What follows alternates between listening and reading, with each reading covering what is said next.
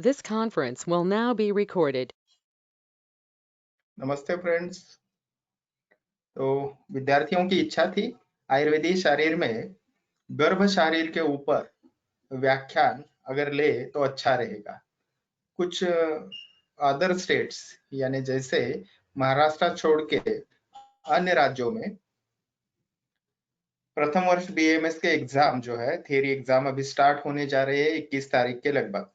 तो उसके लिए कुछ विद्यार्थियों की अपेक्षा थी कि गर्भ शरीर के ऊपर व्याख्यान ले तो अच्छा रहेगा। मैं कोशिश कर रहा हूं कि ज्यादा से ज्यादा विद्यार्थियों का समाधान कर सकूं। तो इसी प्रयास में आज हम गर्भ शरीर के ऊपर चर्चा करेंगे विस्तार से। और मैं आपको पहले ही बता दूं कि विषय वस्तु जो है गर्भ शरीर विषय की बहुत विस्तीर्ण या विस्तृत है। तो इसलिए उसके ऊपर सब टॉपिक्स कवर करने के लिए शायद 3 लेक्चर्स के लगभग लग सकते हैं।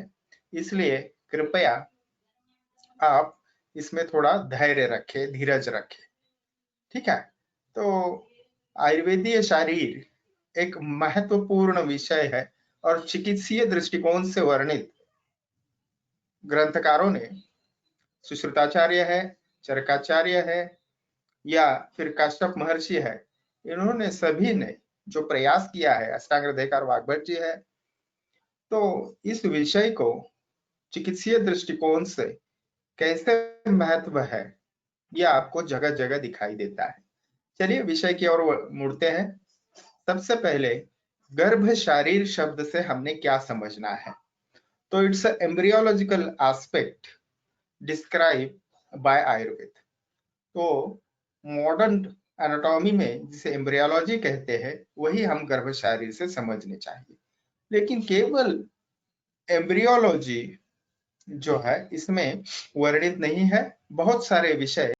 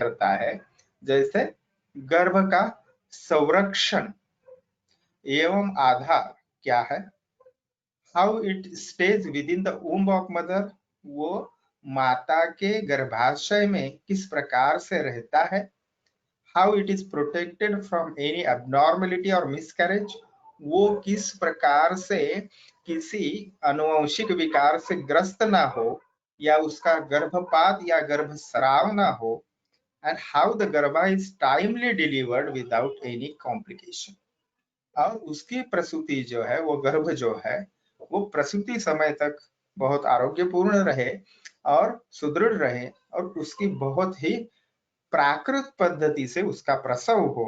इन सभी को एकत्रित इंदु टीकाकार अष्टांग संग्रह की टीका में लिखते हैं, गर्भावक्रांति समझना चाहिए। ठीक है, तो गर्भ की परिभाषा, गर्भावक्रांति में गर्भ शब्द आता है तो उसमें अवक्रांति का अर्थ हमने डिटेल में देखा, लेकिन गर्भ की परिभाषा क्या है, किसे गर्भ या फीटस कहा जाता है आयुर्वेद में। तो सबसे पहले तो शुक्र शोणितम गर्भाशयस्थम आत्म प्रकृति विकार सम्मूर्छितम गर्भ इति उच्यते। तो देखिए, गर्भाशय में जब शुक्र और शोणित का संयोग होता है और वहां पे आत्म प्रकृति विकार सम्मूर्छितम यानी आत्मा का प्रवेश होता है, ठीक है। और वो जो सम्मूर्छना शब्द का इस्तेमाल किया है वहां पे ग्रंथकार ने, शास्त्रकार ने, इसका मतलब हम आगे समझे, यानी शुक्र शोणित का संयोग होगा गर्भाशय में और उसी समय में आत्मा प्रकृति और विकारों के साथ वहां प्रवेश करेगा और फिर उसको गर्भ संज्ञा प्राप्त होगी, गर्भ इति उच्यते यानी इज डिफाइंड एज गर्भ। तो हेंस द गर्भ becomes a combination of आत्मा प्रकृति विकार शुक्र और शोणित। तो देखिए, इसमें शुक्र और शोणित जो है वो स्थूल शरीर घटक है और आत्म प्रकृति विकार जो है वो सूक्ष्म शरीर घटक है, ठीक है। तो यहाँ पे जो प्रकृति शब्द का इस्तेमाल किया है वह अष्ट प्रकृति है। वह कैसे है, जैसे आपने पदार्थ विज्ञान विषय में भी देखा होगा कि वहां पे न प्रकृति न विकृति, षोडश विकृति, प्रकृति केवल विकृति, इस पद्धति से वहां पे अपने 24 तत्वों की गणना की होगी है। 24 क्यों बता रहा हूं, क्योंकि चरकाचार्य अव्यक्त बताते हैं प्रकृति पुरुष मिला के।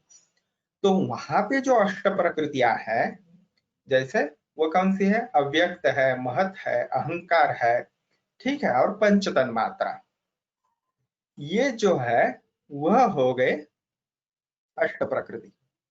ओके, और विकार क्या है, तो वह है षोडश विकार, जैसे मैंने बताया आपको अभी, वह है एकादश इंद्रिया और पंच महाभूतों से निर्मित जो है वह विशेषतः पंच महाभूतों से निर्मित क्या रहेंगी,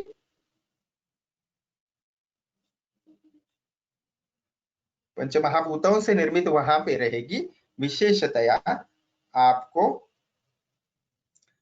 विकृति। तो ये हो गई सभी बातें, ये षोडश विकृति कौन सी है, ठीक है। जाते हैं आगे, तो ये जो आत्म प्रकृति विकार समूर्छितम, आत्म प्रकृति जो है और विकार, ये है अष्ट प्रकृति और षोडश विकृति, यानी ये सभी सूक्ष्म तत्व है, ये स्थूल घटक नहीं है, और उसी को गर्भ संज्ञा प्राप्त होती है। तो थोड़ा सा हम इसको और प्रकाश डालें तो हमें ध्यान में आता है, अकॉर्डिंग टू वैदिक शब्द सिंधु, ये ग्रंथ का नाम है, शुक्र धातु गेट्स एक्टिवेटेड बाय अग्नि, अग्नि महाभूत से शरीर का शुक्र धातु जो है वह एक्टिवेट होता है, यानी सक्रिय होता है during the natural phenomena of sexual copulation, यानी माता पिता जब संतति उत्पत्ति के लिए इकट्ठा आते हैं तो वहां अग्नि तत्व क्रियान्वित होता है और फिर उस क्रियाओं में से वायु महाभूत जो है वह योनि मुख के द्वारा शुक्र को, या फिर हम स्पर्म को कहेंगे, वो योनि मुख से प्रवेशित कराता है वायु, वायु गति के लिए है, और उस समय such union is said to be garbha. तो अग्नि और वायु महाभूत का विशेष यहाँ पे रोल होता है, ऐसा वैदिक शब्द सिंधु समझाता है। तो यूनियन ऑफ शुक्र and Shonit inside the Kukshi, that is गर्भाशय, इज टर्म एज गर्भ। ओके, लेकिन अगर वहां पे आत्मा का प्रवेश नहीं है तो उसे गर्भ नहीं कहा जाएगा। कुक्षी डिनोट्स गर्भाशय, कुक्षी का मतलब क्या है? गर्भाशय, ऐसा यहाँ पे समझना है। आगे जाते हैं।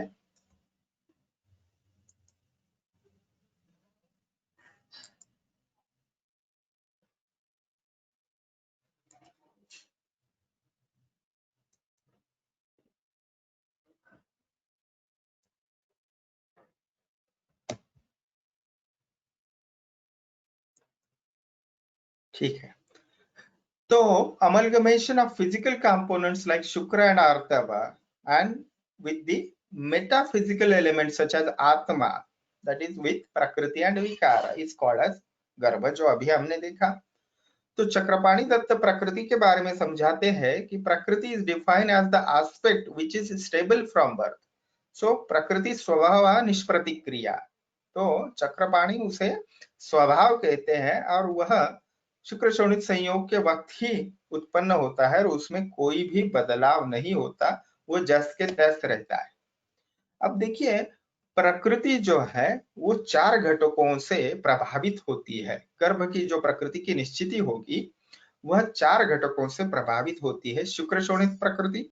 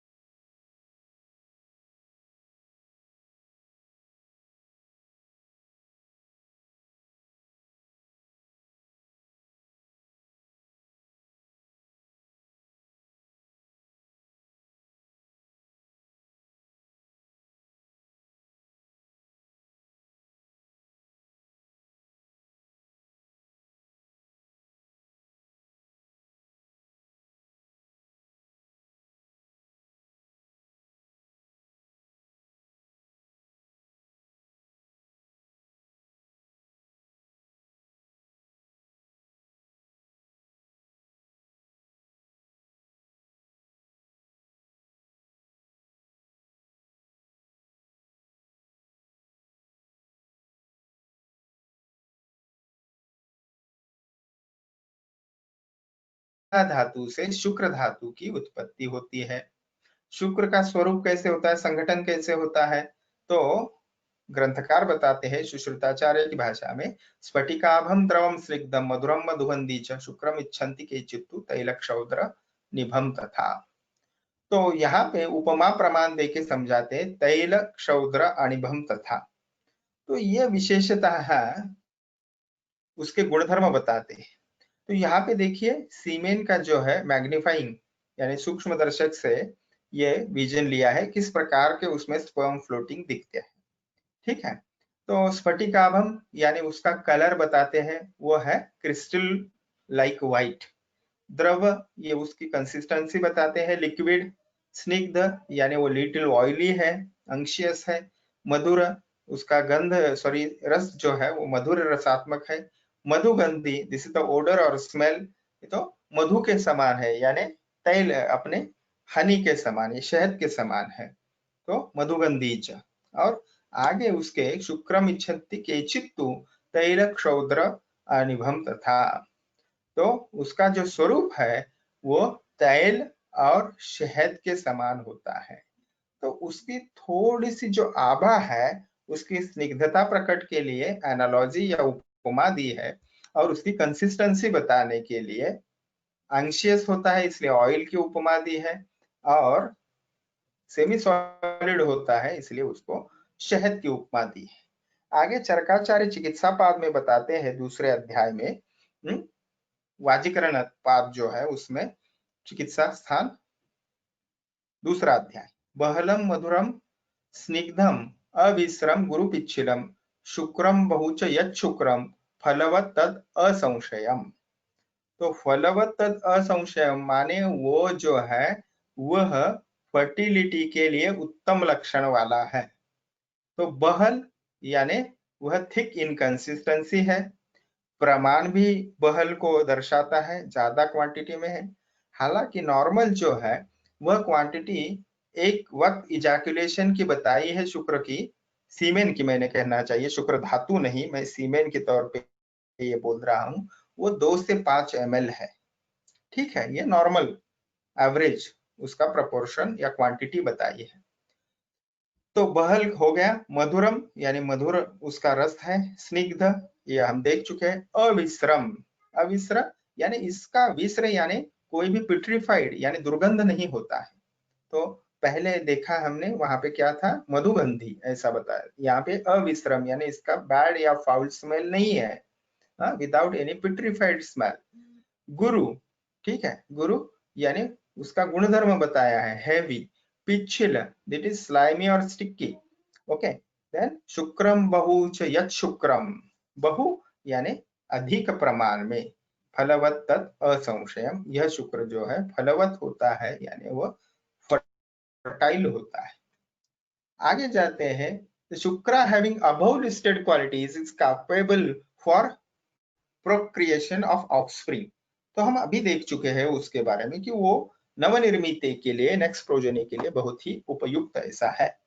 तो शुक्रम तद अस्य प्रवदन्ति धीरा यद हीयते गर्भ समुद्भवाय वायवग्नि भूमि अंबु गुणपादवत तत् षडभ्यो रसभ्याः प्रभवस्य तस्य। चरकाचार्य बताते हैं शारीर स्थान में कि ये गर्भ जो है वही जो है that is known as shukra. The factor which is implanted for the formation of गर्भ is known as shukra. यानी शुक्र किसे कहेंगे, जो गर्भ की उत्पत्ति करता है, और वह शुक्र जो है वो बना है वायु अग्नि भूमि यानी इन महाभूतों से, अंबु। ओके, तो इन पंच महाभूतों के उत्तम तत्व एकत्रित होके वह बनता है। ठीक है, और द अबव सेड 4 महाभूता, यहाँ पे पंच महाभूत नहीं है, वायु आकाश महाभूत यहाँ पे नहीं है, देखिए वायु अग्नि भूमि और अंबु यानी पृथ्वी आप तेज वायु, ये 4 महाभूत है। ठीक है, ये 4 महाभूत जब एकत्रित स्वरूप समान उसमें भाग लेते हैं तब उससे शुक्र बनता है।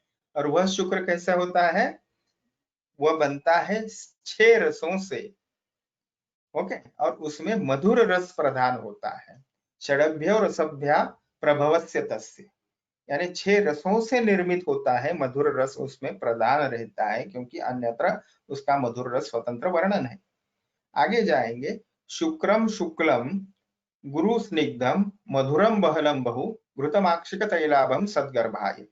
तो अष्टांग हृदयकार फिर यहाँ पे माक्षिक तैल जो सुश्रुताचार्य ने उसका उपमान दिया था, उसको घृत और एक जोड़ दिया है यहाँ पे उपमा के लिए। ठीक है, इट रिजेंबल्स विथ घी, हनी और ऑयल। तो जो घी, हनी, ऑयल ये जो है, इसको हम वात पित्त कफ का डोमिनेंस से भी देख सकते हैं, वो विषयांतर हो जाएगा। जाएंगे हम शुक्र का, फिर शुक्ल वर्ण बताया है, गुरु यानी हेवी, स्निग्ध अंशियस या ऑयली, मधुर स्वीट इन टेस्ट, बहल that is the thick, again one meaning is here, bahu that is the more in quantity, that shukra is having a very suitable for producing गर्भ, तो वह फलवत होता है। तो शुक्रोत्पत्ति काल कितना समय लगता है शुक्र निर्मित के लिए? आहार लिया है समझो किसी व्यक्ति ने आज, तो उससे शुक्र बनने के लिए कितना समय लगता है? स खलु त्रीणि त्रीणि कला सहस्राणि पंचदश च कला एकैकस्मिन् धातुः अवतिष्ठते एवं मांसेन रसाः शुक्रम स्त्रीणां च आर्तवं भवति। यानी आहार सेवन के बाद जो आहार रस बनता है उससे प्रथम उसको हम कहेंगे स्थूल पचन, और उससे फिर रस से शुक्र बनने के लिए वो शुक्र पुरुष शरीर में बनेगा और आर्तव स्त्री शरीर में बनेगा। सुश्रुताचार्य स्पष्ट बताते हैं उसके लिए 1 मास लगता है, 1 महीना लगता है, 30 डेज लगते हैं। ठीक है, तो ये मैंने चित्र दिखाने की कोशिश की है आपको कि कैसे वहां से स्पर्मेटो से, यानी जो स्पर्मेटोगोनियम है उससे स्पर्म बनने के लिए किस प्रकार की प्रोसेस होती है। वहां भी माइटोसिस होता है, मियोसिस फर्स्ट होता है, मियोसिस सेकंड होता है, और फिर डिफरेंशिएशन होता है। ओके, तो इस पद्धति से स्पर्म बनता है। तो ये फिजियोलॉजी के दृष्टि से भी मॉडर्न साइंस में बताया गया है। तो आयुर्वेद की दृष्टि से आहार रस से शुक्र या आर्तव बनने के लिए पूरे 30 दिन लगते हैं। ये सुश्रुताचार्य जी का मत है, चरकाचार्य उसको 7 दिन बताते हैं। ठीक है, आगे जाते हैं शुक्र प्रादुर्भाव काल, यानी शुक्र व्यक्त कैसे होता है। ठीक है, यथा ही पुष्प मुकुलेभ्यो सुगंधो न उपलभ्यते, यानी देखिए फूल जब कली के स्वरूप में रहता है, उमला हुआ नहीं रहता है, तो मुकुल यानी कली से ही फूल बनता है, लेकिन वो कली रहती है तब उसका सुगंध नहीं आता है। लेकिन कुछ समय पश्चात जब उस कली से ही फूल बनता है तो सुगंध सर्वत्र आती है। लभ्यते तद विकासात्तु तथा शुक्रम ही देहिना, इसलिए शुक्र तो उत्पत्ति से उस व्यक्ति में रहता है, लेकिन वो प्रवर्तित कब होता है? जब उचित समय आता है। तो that is the maturity age. ये चरक चिकित्सास्थान दूसरे अध्याय में बताते। सुश्रुताचार्य जी भी वही उपमा देते हैं, यथा ही पुष्प मुकुलस्थो गंधो न शक्यम इह अस्ति इति वक्तुम। तो कली का सुगंध आना या गंध आना मुमकिन नहीं है। अथ च अस्ति सताम भावानाम अभिव्यक्ति ही इति ज्ञात्वा केवलम सौक्ष्म्यात् न अभिव्यज्यते स एव विवृत पत्र केशरे पुष्प कालांतरे एवं। उसी प्रकार से बालानाम अपि वया परिणामा शुक्र प्रादुर्भावो भवति रोमराज्यश्च विशेषा नारीणाम। तो जिस प्रकार बड फ्लावर का बड रहता है, कली रहती है, उसमें से सुगंध या गंध नहीं आती, उसी प्रकार वह सभी अव्यक्त भाव में जो है वह कली में विद्यमान रहते हैं। ठीक है, तो जब भी वो फूल ओपन होता है या फूल कली का फूल होता है तो उसमें आपको सारी पंखुड़ियां दिखाई देगी, उसके पत्र केशर पुष्प में दिखाई देंगे और गंध भी आएगी, व्यक्त होगी। तो द सेम वे बालकों में शुक्र जो है वह मैनिफेस्ट होता है, उसकी व्यक्ति जो होती है मैच्योरिटी ऑफ द एज होती है, और फिर वो पुरुष हो या स्त्री हो उसमें एक प्रकार की रोमराजी दिखाई देती है। विशेषतः स्त्रियों में appearance of line of hair, that is the secondary sexual characters बताए। यहाँ पे विशेषता वो स्त्रियों में बताए हैं, लेकिन वह पुरुष में भी होते हैं। तो यहाँ पे एक चित्र देने की कोशिश की है, that is the pathway of sperm, sperm कैसे ट्रैवल करता है। लेकिन आयुर्वेद के ग्रंथों में एक विशिष्ट अवस्था ही में ही ये शुक्र का प्रादुर्भाव होता है या आर्तव का प्रादुर्भाव होता है, यह हमने समझना चाहिए। इसलिए संतति उत्पत्ति के लिए एक निश्चित वयोमान की आवश्यकता है। शुक्र कहाँ रहता है शरीर में? रस इक्षौ तथा दध्नि सर्पिस्तैलम तिले यथा सर्वत्र अनुगतम देहे शुक्रम संस्पर्शने तथा। तो जिस प्रकार इक्षु रस जो है संपूर्ण इक्षु में रहता है, चित्र देखिए यहाँ पे, ये इक्षु कांड है, तो उसमें रस रहित रहता है हर एक कण में या पेशी में। या दही में सर्पी यानी घी रहेगा, दही में ये घी रहेगा हर एक कण में, उसको अलग से आप देख नहीं सकते। तेल जो रहेगा, तिल में तेल रहेगा, उसको देख नहीं सकते लेकिन रहता है। यानी विशिष्ट प्रक्रिया होने के बाद ही इक्षु से इक्षुरस निकलता है, दधी से घी निकलता है, या तिल बीज से तिल तेल निकलता है। उसी प्रकार से सर्वत्र अनुगतम देहे शुक्रम संस्पर्शने यथा, वैसे ही शुक्र जो है वह संपूर्ण शरीर में फैला हुआ है और उसको जो है विशेषतः संस्पर्शने तथा, तो वह जो है विशेषतः स्पर्श से व्यक्त होता है, वह विशिष्ट वयो अवस्था में या विशिष्ट प्रक्रिया में। शुक्र धातु के कार्य क्या है? शुक्रम धैर्यम चवनम प्रीति देहबलम हर्षम बीजार्थम च। तो धैर्य यानी करेज, चवन यानी डिस्चार्ज और causing of fall, that is the ejaculation, प्रीति यानी लव, देहबल फिजिकल स्ट्रेंथ, हर्ष यानी आनंद प्लेजर, और बीजार्थ यानी विशेषतः बीजार्थम मीन्स नेक्स्ट प्रोजेनी उत्पन्न करना। यह शुक्र धातु के विशेष कार्य बताए हैं सुश्रुताचार्य जी ने। शुक्र धातु का हम आगे जाएंगे, महत्व क्या है? कायस्य तेजः परमहि शुक्रम आहार रसात् अपि सारभूतम जितत मना तत् परिरक्षणीयम ततो वपु संतति ही अपि उदारा। अष्टांग संग्रहकार बताते हैं कि शुक्र जो है वो काय यानी शरीर का जो है वो परम तेज है, श्रेष्ठ तेज है, यानी उत्तम उसका स्वरूप है। वह आहार रस का, आहार रसाद अपि सारभूतम, यानी आहार रस से भी वो सारभूत है। क्यों? आहार रस से रस धातु, फिर रक्त धातु, फिर मांस और फिर शुक्र की उत्पत्ति होती है। तो इसीलिए क्या करना चाहिए? जितत्मना तत्परिरक्षणीयम, यानी स्वयं पे विजय प्राप्त करने वाला और किया हुआ जो पुरुष है, सेल्फ कंट्रोल पर्सन जो है, उसने उसकी परिरक्षणीयम, उसकी रक्षा करनी चाहिए। और फिर क्या होगा? ततो वपुः संतति अपि उदारा। और यह जो शुक्र है वह उसकी रक्षा ठीक से होनी चाहिए, और फिर ऐसे शुक्र से संतति जो है वो निश्चित ही उदारा। तो ऐसे उत्कृष्ट ऐसे प्रोजेनी की संतति की उत्पत्ति इस प्रकार के शुक्र से होगी। यानी यहाँ पे ये आयुर्वेद की विचार प्रणाली स्पष्ट करता है कि ओनली फॉर एंजॉयमेंट दैट शुक्र should not be wasted, it should be only used for to produce the next progeny। ठीक है? शुक्र क्षय का कारण, क्योंकि अच्छा शुक्र होना चाहिए तो शुक्र क्षय के कारण जो है उसका त्याग होना चाहिए या वो कंज्यूम नहीं होने चाहिए। तो इसीलिए शुक्र क्षय कब होता है उसके कारण यहाँ पे देखते हैं।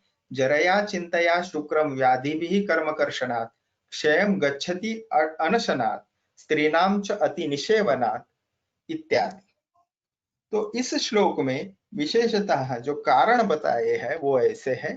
जरा यानी ओल्ड एज, चिंता विविध प्रकार की टेंशन्स